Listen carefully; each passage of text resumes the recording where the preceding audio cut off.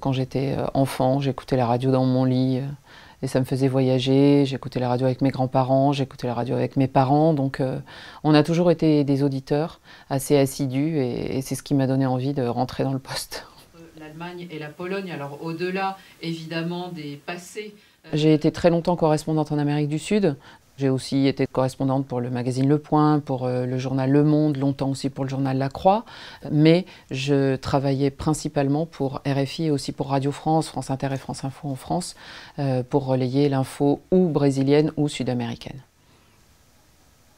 Actuellement, je présente une émission sur RFI qui s'appelle Radio Foot International, qui est un rendez-vous quotidien en semaine, et qui est une émission où on parle que de football. Mais alors on parle du football non seulement championnat de France, mais les championnats européens. C'est ce qui passionne les passionnés de football. Et puis ensuite, on parle aussi beaucoup de football africain. RFI est présent sur toutes les Coupes d'Afrique des Nations. Nous-mêmes, on se déplace. Récemment, on est allé animer une émission de radio dans un camp de réfugiés burundais au sud du Congo.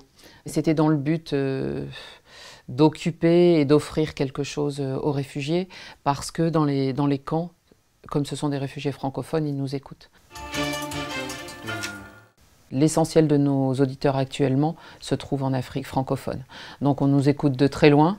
Ça a un côté, alors là, on ne peut plus magique des ondes radio. On a des codes envers nos auditeurs. On sait que les auditeurs francophones d'Afrique aiment beaucoup la langue française.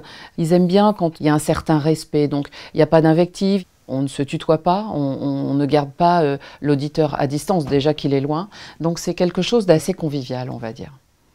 Depuis le début, les petites équipes en mettent les grandes, et c'est vrai que quand on était passé à 24, on se réunit pour faire un petit peu un sommaire en se disant qu'est-ce qu'on va mettre dans l'émission aujourd'hui.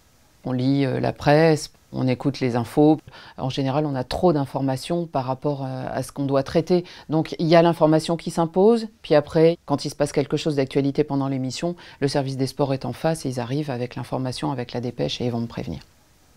À 17h10, ce sera l'heure de Radio Foot International. Et ce sera avec vous, Annie Gasnier, bonjour. Bonjour Marine, bonjour à tous. Ce qui plaît dans le direct, c'est l'adrénaline un petit peu que ça nous donne. C'est-à-dire qu'on a un boulevard qui s'ouvre face à nous et il ne faut pas qu'on se rate, quoi.